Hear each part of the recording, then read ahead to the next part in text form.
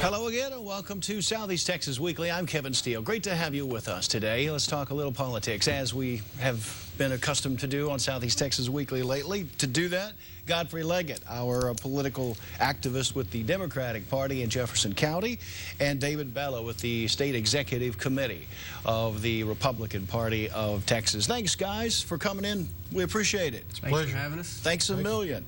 Listen, let's start right off with the deficit and what has become increasingly over time a cause of real concern for Americans. I can't recall a time in recent memory when more Americans were talking about, are our books really balanced? It seemed like it didn't matter for decades there. Are our books really balanced? And if they are not, whose fault is it that they're not? Let's start with you, Godfrey. You have some graphics that we could perhaps take a look at. With as many people out of work right now, the government depends on taxpayers to fund the government. And if people are out of work and not paying taxes, there's going to be a huge deficit because there's not enough money coming in to support the government's activities. If you can see in the green line here, this is actually an on-budget, off-budget comparison from, say, the 1930s to present time. And the top line is what they call the on-budget number, and the green line at the bottom is the off-budget number. Now, our senators and congressmen keep two sets of books. They brag on the top line because that's, looks good. The bottom line is the truth. It takes into account all the actual expenses. Like recently the war in Iraq, which was not paid for and not on budget, and the tax cuts, which were not paid for and not on budget. And that peak you see in the green line is the end of the Clinton administration. And as soon as Bush came into office, you go over the cliff and all the way down. Now, as David brought out, some of that can be attributed to the attacks on September 11th, but the actual slide started before that. So you're making the point that Senator Harry Reid, the majority leader of the House, is keeping two sets of books? Well, they all do. I mean, they always have. This is their little habit in Congress. And I'm saying Democrats and Republicans alike. David, what are your immediate reactions when you see the graphics? Well, again, that tip, first of all, that incline started before Clinton with a Republican president. And it peaks, and the reason it skyrockets, or not skyrockets, but dips so far down is we got attacked by terrorists. That threw the stock market, down further than, we can remember in recent history such a decline. It threw the economy into a tumble. We got into a war, yes, which cost money. But you know what? That graph does not show the current deficit spending, which will be much more deficit spending than what we see on this graph with Bush, because we're talking $13 trillion in debt that Americans now have thanks to Obama's spending. Not war spending, but just, hey, let's go spend money on David, some argue that going all the way back to the Reagan administration, that's when this nation really got out of control with regard to the money that we plugged in and didn't recoup. They take it all the way back to the Ronald Reagan administration. With military? Yeah, well, with military, Ronald Reagan, yes, he did spend a lot of money building that war chest. But you know what? He ended the Cold War without a shot being fired. And so having a strong military and funding it did prevent a Cold War.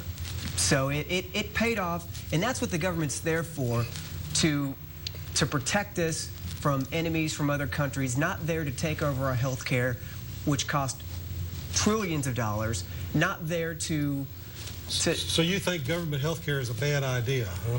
I think government-run anything the government does is a bad thing. They can't do anything right.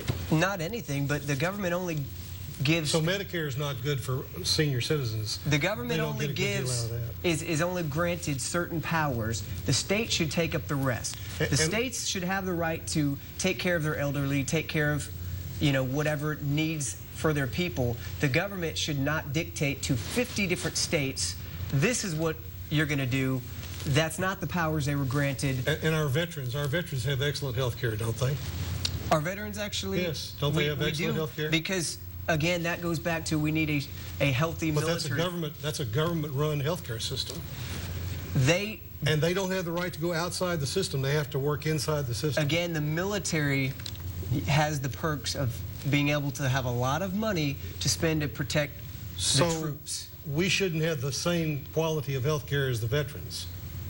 The veterans have served our country, and agree. They have earned. They deserve the best. They have earned the best health care there is. My question is, why can't we all have that quality of health care? You can, and that's why you have to have a private system where individual citizens can. So if that's the case, why don't we have the veterans going to a private system if it provides this great health care? Oh, I'm not talking about the veteran clinics. Well, that's the veterans some of those system. need to be.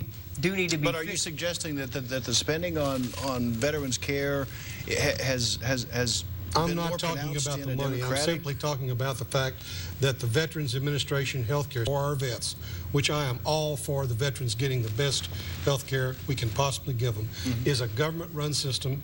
It has nothing to do with the private system, and the veterans have to stay within the system, just like people on Medicare.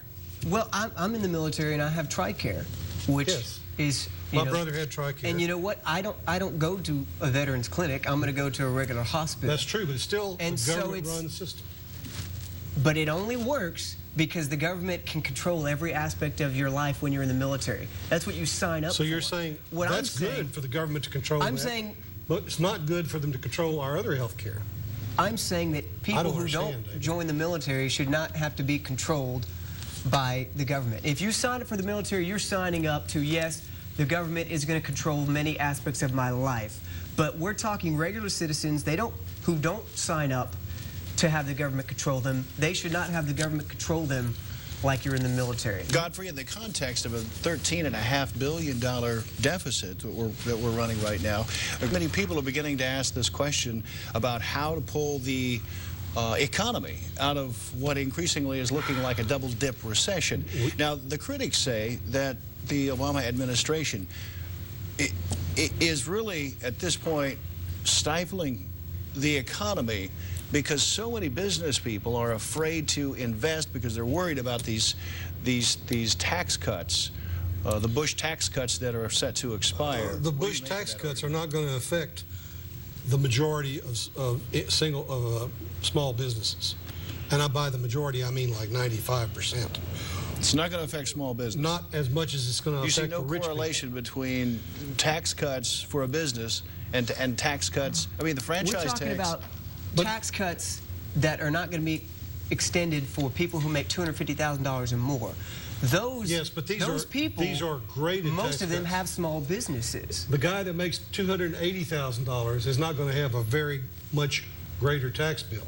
But the guy that makes $25 million is going to have a very much greater tax bill. But that's just and I'm not going to cry for him. Both of those people are the ones who, when they have money to use, they're going to expand their businesses because they want to make more money. So they're going to expand their businesses, which creates jobs. Is that not a valid argument, Mr. Leggett? When I can take you back to like 1987, when the tax rate was like 67% or so.